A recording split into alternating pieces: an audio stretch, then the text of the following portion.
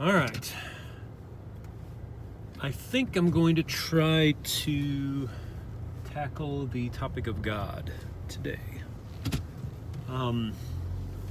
So one of the pernicious problems in discussing God with, intellectually, shall we say, although I suppose it can happen on any level, is what do we mean by God? What do we mean by God? So there has been attempts to define God by his attributes, and so you get certain, I think William Lane Craig is the person I'm most familiar with who uses a series of omnis to describe God. So like omnipresent, meaning he's present everywhere all the time, omnipotent, meaning he's all-powerful, omnibenevolent, meaning he is maximally or completely benevolent. And I think there are atheists who rightly point out some contradictions in these ideas. If God is omnipresent, what do you mean? Because I can't see him, so how is he omnipresent? And then, of course, you have to start qualifying right away. If he's omnibenevolent, why isn't he acting like Superman and saving everybody from harm? And so then, once again, the theist is charged with creating all these qualifications. But the irony is if you're trying to qualify an omni statement, why make an omni statement at all? It just logically doesn't make much sense. He's completely omnipotent, except where, fill in the blank, that kind of thing. That doesn't seem to I agree that it kind of works, because if you're willing if you're willing to deal with the fact of saying omni except that, then it works probably all right. But it seems to give a toolbox in the box of the new atheist, the antagonistic atheist that doesn't need to be there. Then there are definitions like, are we talking about a existing God, or are we talking about something more like an archetype, an embodiment of our highest goods? And since my project with this series is to build bridges between Christianity and secular humanism, I'm going to try to do something like this latter. Make a format that, a definition of God that can function for an atheist that is willing to think analogically and archetypically, as well as, and psychologically, but is also a definition that will function for the true believer who believes God is an actual being. All right. So the way this is going to work is I'm going to suggest 3 principles.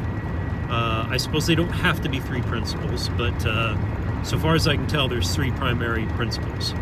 But the important thing is that these are not independent principles. These are codependent principles. They critique each other, or they interact with each other. So these principles are love, ability, or maybe we can say capacity. Love, capacity, and consistency. So definitions are in order.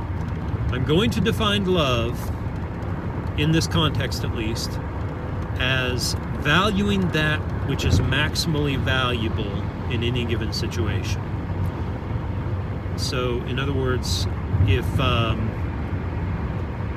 the maximally valuable thing in a situation is that there are individuals with free choice who are choosing to love, valuing the greatest value, choosing to love the embodiment of the greatest value, then that is an expression of love. If it is maximally loving to allow these what term did I use? Did I say free will? I don't remember. Choice making, independent. I know that I haven't codified a terminology of free will that I've been able to convince compatibilists and determinists to agree with, but I'm working on it. I'm not I do not believe in libertarian free will, but I do believe in letting the I'm getting off topic. Okay, I'm getting off topic. I'm gonna bounce away from that. All right, so I'm not gonna explore that definition of love anymore. You can text me or you can question me about that, and maybe I'll make a video on it.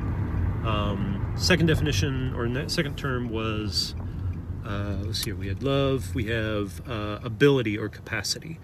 So I consider ability to be being able to do something. Capacity being able to extend oneself to be able to do it.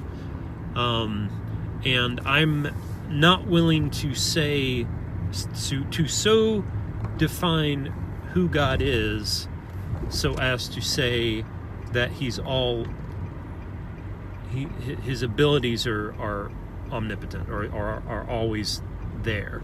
There may be mediating principles that have to make it such that my language, make it such that he has the capacity but does not always express it, or does not always have the ability even though he has the capacity. I don't know. I'm leaving that open. I have no reason to try to make my God the biggest, baddest one on the block. I'm rather attempting to make a definition that is maximally functional. All right, so we have the ability and capacity, and then finally consistency. And consistency basically is that he doesn't contradict himself. He has how do you say this?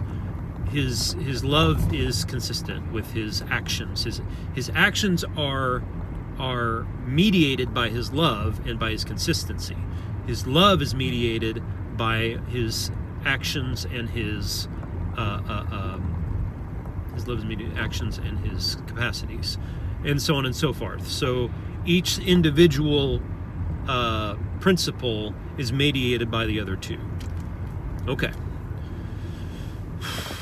So, I'm suggesting that this definition can be used for defining God, at least a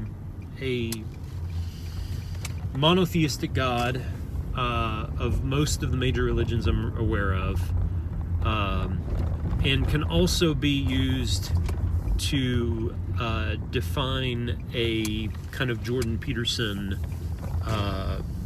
God who is the embodiment of my highest goals. I think that definition can be used for both. I think I'm just going to leave it there. There's a ton more that can be said, but I'm home, and I don't think I need to go any further with it. So, hope that was helpful. Thank you.